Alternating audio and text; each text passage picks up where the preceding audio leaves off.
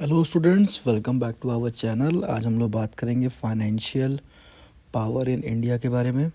तो क्या क्या फाइनेंशियल पावर है कॉन्स्टिट्यूशन के बाद। The constitution of India grant significant financial power to the parliament and the executive which help manage the country's economy.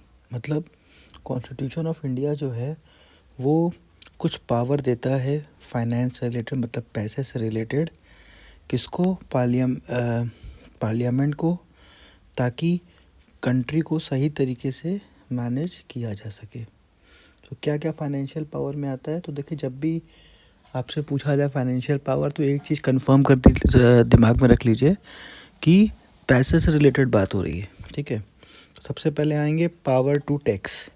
The union government has the exclusive right to levy taxes on subject in the union list, while both union and state can levy taxes on the subject of concurrent list.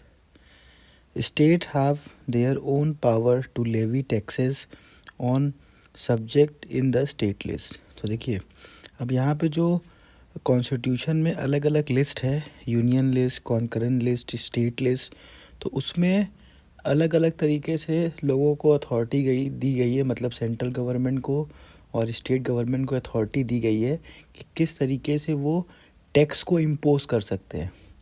ठीक है, तो देखिए इसमें तो सबसे पहली बात क्या बोल रहा है कि यूनियन लिस्ट जो है, द यूनियन गवर्नमेंट मतलब जो सेंट्रल गवर्नमेंट है उसके पास पावर है कि यूनियन लिस्ट में जितने भी सब्जेक्ट्स लिखे हैं, जितने भी पॉइंट्स लिखे हैं, उस पर वो टैक्स लगा सकता है।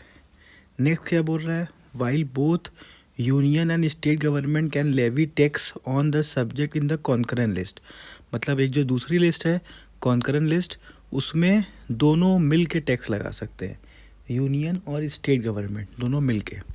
और तीसरी बात क्या कह रहा है कि जो स्टेट लिस्ट में जितने सब्जेक्ट है उसमें केवल स्टेट गवर्नमेंट ही टैक्स लगा सकता है। तो इस तरीके से आपको यहाँ पे एकदम क्लियरली एग्ज़ाम में लिखना पड़ेगा कि तीन तरीके के लिस्ट होते हैं, एक यूनियन लिस्ट होता है और एक कॉन्करेंट लिस्ट होता है और एक आपका स्टेट लिस्ट होता है। तो सिंपल सी बात है, यूनियन लिस्ट नाम से समझ में आ रहा है कि यूनियन लिस्ट में यूनियन मतलब सेंट्रल गवर्नमेंट ही लगाएगी, और उसके बाद कॉन्करेंट में दोनों लगाएंगे, स्टेट गवर्नमेंट भी लगाएगी और सेंट्रल गवर्नमेंट भी लगाएगी।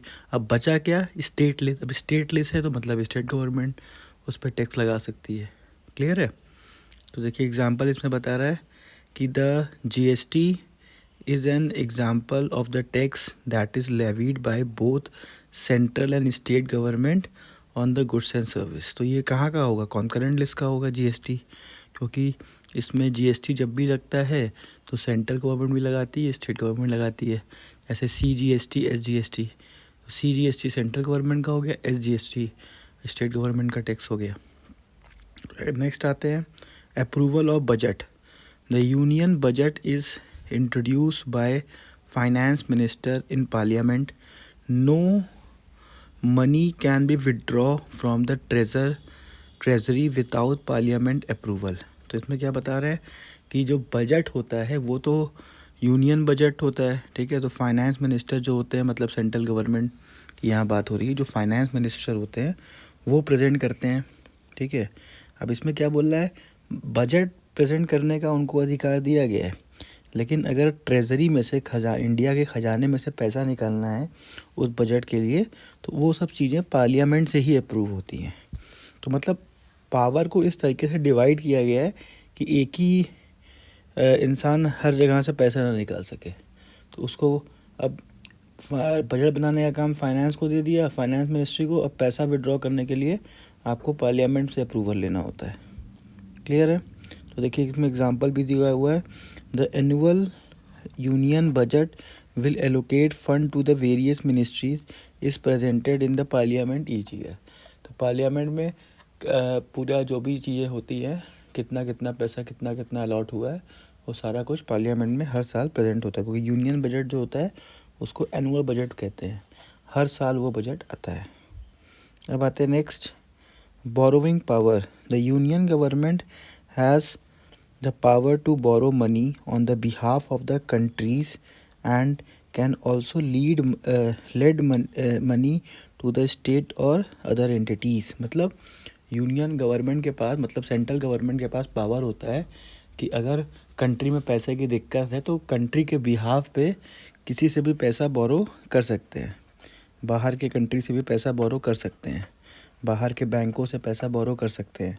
और साथ ही साथ पैसा लेंड करने का भी ऑप्शन है, मतलब किसी को पैसा देना है, किसी इंस्टीट्यूशन को, किसी स्टेट को, कि वहाँ पे उस पर्टिकुलर जगह पे पैसे की ज़रूरत है, तो ये काम भी आपका इसमें यूनियन गवर्नमेंट कर सकता है। लेकिन ये सब यूनियन गवर्नमेंट किसके लिए करता है? On the behalf of country. तो ये हो गया बोरोइंग। बोरोइंग पावर समझ रहे हैं ना, कि पैसा का लेन देन, मतलब पैसे की व्यवस्था है, अगर पैसे की कमी है तो हम कहीं से लोन ले सकते हैं, और अगर हमको किसी स्टेट को पैसे की दिक्कत है तो उसको हम लोन दे भी सकते हैं।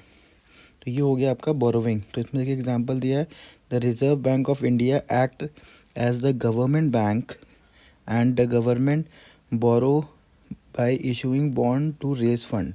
तो रिजर्व बैंक ऑफ इंडिया जो है वो गवर्नमेंट की हेल्प करता है पैसा बोरो करने के लिए, वो बॉन्ड इशू करता है मार्केट में, और उसके बदले में जो फंड आता है गवर्नमेंट फिर उसको यूज़ करता है।